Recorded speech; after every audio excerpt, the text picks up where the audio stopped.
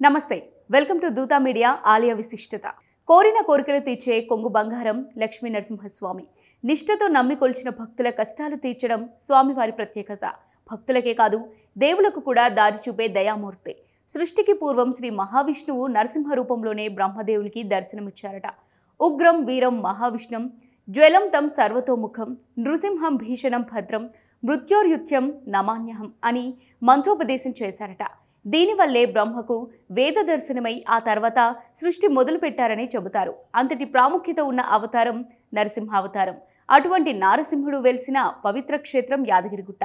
ద్రవిడ వాస్తుశైలికి సజీవ రూపంగా నిలుస్తున్న యాదగిరి క్షేత్రం గురించి నేటి ఆలయ విశిష్టతలో తెలుసుకుందాం యాదగిరి క్షేత్రం తెలంగాణలోని యాదాద్రి భువనగిరి జిల్లాకు చెందిన యాదగిరిగుట్ట మండల కేంద్రంలో ఉంది యాదాద్రికి సంబంధించిన కథకు మూలం వాల్మీకి రామాయణంలో ఉంది విభాండక మహర్షి కుమారుడు ఋష్యశృంగుడు అతని కుమారుడు హాద ఋషి అతన్నే హాదర్షి అని కూడా పిలుస్తారు నరసింహస్వామికి మహాభక్తుడైన అతనికి ఒకరోజు స్వామివారిని ప్రత్యక్షంగా చూడాలనే కోరిక పుట్టిందట దీంతో ఆంజనేయ స్వామి సలహా మేరకు తపస్సు చేయగా స్వామివారు ప్రత్యక్షమవుతారు అయితే ఉగ్ర నరసింహమూర్తిని చూడలేక శాంత స్వరూపంతో కనిపించమని యాదర్షి కోరగా స్వామివారు కరుణించి లక్ష్మీ సమేతుడే దర్శనమిచ్చారు అదే సమయంలో ఏం కావాలో కోరుకోమని వరం ఇవ్వగా యాదర్షి శాంతమూర్తిగా కొండపై కొలువు తీరాలని కోరతారు ఆ విధంగా భక్తుడి కోరిక మేరకు లక్ష్మీ నరసింహస్వామి కొండపై కొలువై ఉండిపోయారని కథనం అయితే కొన్నాళ్లకు స్వామివారిని వేర్వేరు రూపాల్లో చూడాలనిపించి యాదర్షి మరోసారి తపస్సు చేశారట అతని కోరిక మేరకు స్వామివారు తిరిగి దర్శనమిస్తారు అయితే ఈసారి జ్వాల యోగా నంద గండభేరుండ నరసింహ రూపాల్లో దర్శనమిచ్చారు అందుకే ఈ క్షేత్రాన్ని పంచనారసింహ క్షేత్రం అని కూడా పిలుస్తారు అంతేకాదు యాదర్షి పేరు మీదనే ఆ కొండ యాదగిరిగా ప్రసిద్ధికెక్కింది ఆ ఋషి తపస్సు చేసింది స్వామి ప్రత్యక్షమైంది కొండ కింద ఉన్న పాత లక్ష్మీ నరసింహస్వామి వారి గుడి దగ్గరని భక్తులు చెబుతుంటారు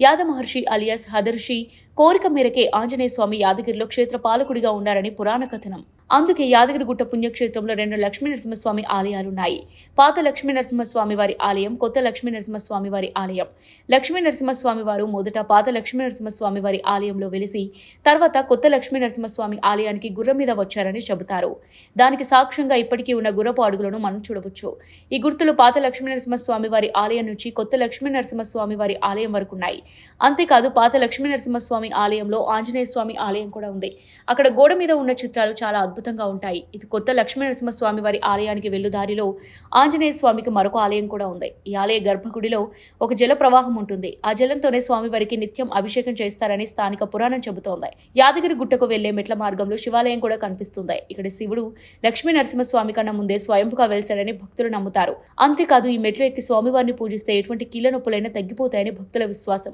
యాదగిరిలోని విష్ణు పుష్కరిణిలో స్నానం చేసి స్వామివారిని పూజిస్తే మంచి ఆరోగ్యం లభిస్తుందని గ్రహపీడ నివారణ కలుగుతుందని భక్తులు నమ్ముతారు ఇంతటి ప్రాముఖ్యత కలిగిన యాదగిరిని చేరుకోవడానికి రైలు బస్సు సదుపాయం ఉంది హైదరాబాద్ వరంగల్ నల్గొండ జిల్లాల నుంచి చాలా ఆర్టీసీ సర్వీసులున్నాయి భువనగిరి డివిజిట్ మొత్తానికి యాదగిరిగుట్టలోనే బస్ డిపో ఉండడం విశేషం అంతేకాదు యాదగిరిగుట్టలో రైల్వే స్టేషన్ కూడా ఉంది తెలుగు రాష్ట్రాల నుంచి పలు ప్రత్యేక రైళ్లు యాదగిరి మీదుగా వెళ్తాయి వాటి సేవలను వినియోగించుకోవచ్చు రైల్వే స్టేషన్ నుంచి నేరుగా స్వామివారి ఆలయానికి చేరుకోవచ్చు ఇది వాటి ఆలయ విశిష్టత మరో ఆలయ విశిష్టతతో మళ్ళీ కలుద్దాం కీప్ వాచింగ్ దూతా మీడియా